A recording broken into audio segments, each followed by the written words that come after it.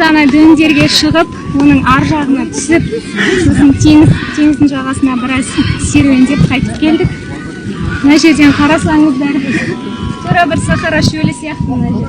Яғни төбешіктердің ар жағынан су көрінеді да, соны адамның бәрі суға жанталасып кетіп бара жатқан сияқты.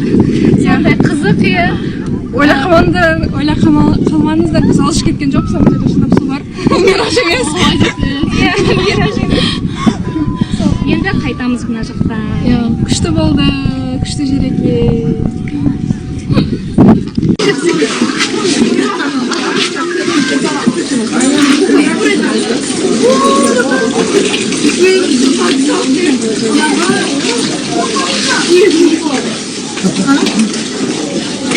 Kan bir cümle okuyalım.